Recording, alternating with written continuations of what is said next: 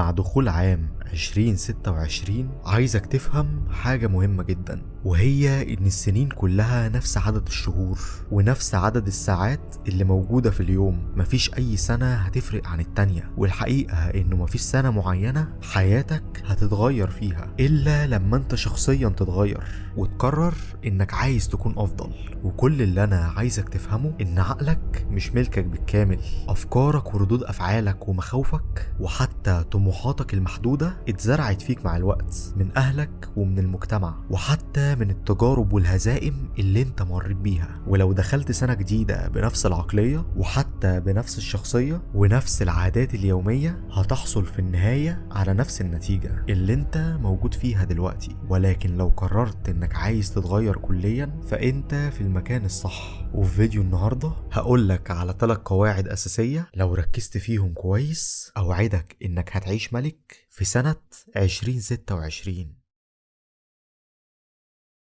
مشكلة كتير من البشر في وقتنا الحالي انهم بيضحكوا على نفسهم. الضحك على النفس ده صدقني اسوأ حاجة، لان كل مرة انت بتخدع فيها نفسك فانت كأنك خدت مسكن، ولكن المشكلة ما زالت موجودة وكده كده هتظهر تاني. لازم تكون صريح مع نفسك، اقعد مع نفسك وواجهها وشوف مشاكلك موجودة فين. هل انت ضعيف جسديا؟ هل انت مشاكلك مادية؟ هل مشاكلك في شخصيتك الضعيفة؟ المهم من كل ده انك تعرف المشكلة الحقيقية اللي مأخراك عن النجاح، وكل ما ده حصل بدري كل ما كان افضل ليك. انما التهرب مش هيودي لأي مكان، هتفضل واقف مكانك، واقف وانت عارف ان المشكلة اللي مأخراك موجودة فيك، موجودة وانت تقدر تحلها، ولكنك بسبب التهرب مش قادر تعمل كده. كل ما تهرب كل ما هتحس بشعور أسوأ، ولكن لما تواجه المشكلة حتى لو لسه مش لاقي ليها حل، الاعتراف بيها في حد ذاته هيكون تقدم. اقعد مع نفسك وهات ورقة وقلم، اقعد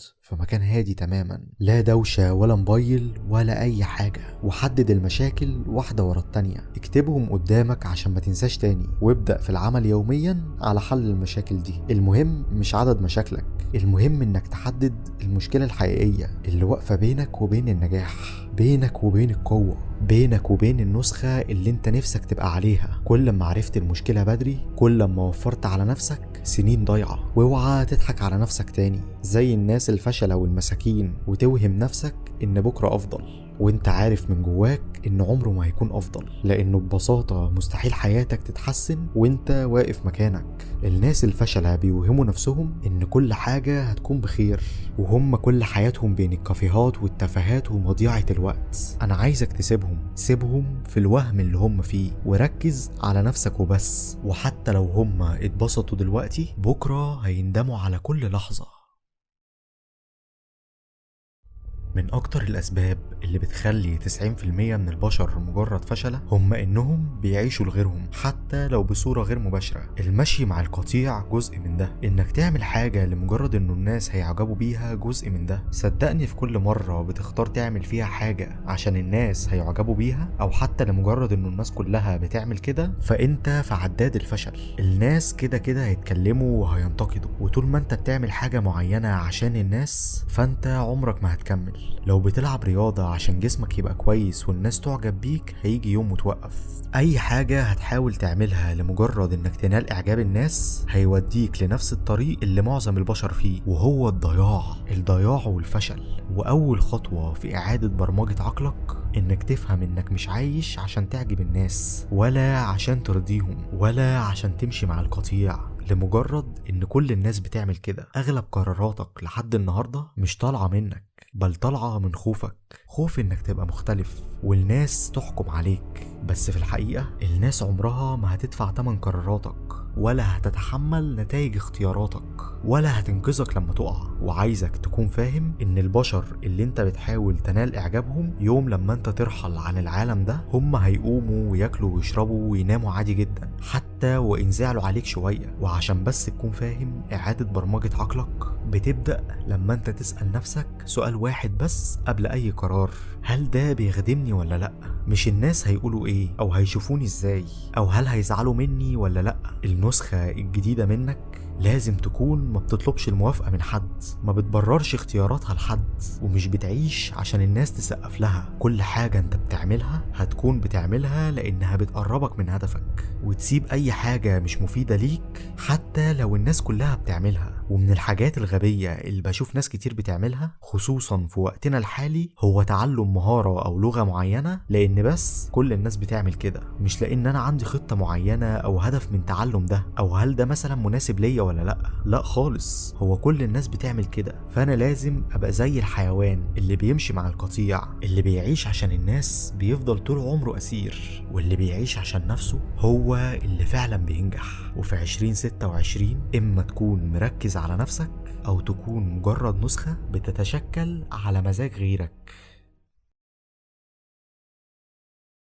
عشان كل اللي انا لسه قايلهولك ده يكمل صح، دي اهم نقطة لازم تاخد بالك منها، والنقطة دي بالذات اللي هتخليك تحس انك فعلا شخص جديد، انك تغير حياتك وشخصيتك وتكون وحش بمعنى الكلمة. مش بس لازم تغير من عاداتك، بل لازم تمحي من حياتك كل شخص سلبي وكل واحد بيأخرك عن هدفك، حتى وإن كان أقرب صديق ليك. ولو فضلت مع حد بدافع الجدعنة وإنه غلبان بس هو بيأخرك، يبقى ما تلومش غير نفسك، واعرف إنك عمرك ما هتوصل لحاجة، لأن طريقة تقييمك للناس في حد ذاتها غلط. الناس اللي انت تعرفهم وفي دايرتك لازم يكونوا بيدفعوك لقدام، مفيدين ليك ولهدفك.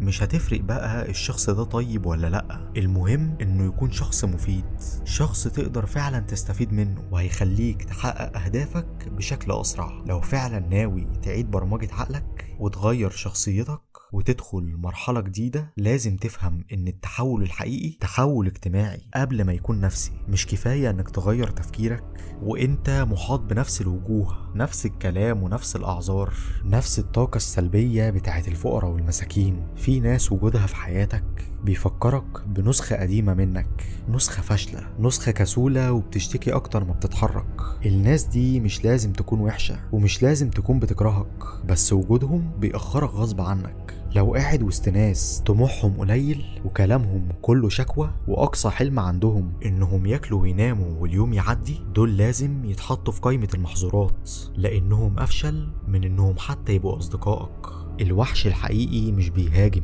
الوحش الحقيقي بيختار بيئته، بيبعد من غير شرح ومن غير وجع دماغ، من غير ما يبرر قراراته لأي حد، حتى لو كان أقرب صديق، حتى لو 10 سنين، حتى لو حد جدع. الجدعنة مش انك تفضل واقف مكانك عشان غيرك، الجدعنة الحقيقية انك ما تضيعش عمرك عشان تفضل جنب ناس مش ناوية تتحرك. وخليك عارف حاجة مهمة، وهي ان الاشخاص الفشلة دايما هيحاولوا يسحبوك لمستواهم، مش لانهم وحشين، لكن لان نجاحك بيفكرهم بفشلهم. وعشان كده النسخة الجديدة منك لازم تكون قاسية، نسخة مش بيفرق معاها اي حد، شخص مش بيرحم، شخص اي حد هيقف في طريق نجاحه هيدوس عليه وهيكمل في طريقه زي القطر، مش علشان تبقى انسان وحش، لكن عشان تكون انسان اقوى. ومن اللحظة اللي هتعمل فيها كده هتحس انك فعلا بقيت شخص جديد.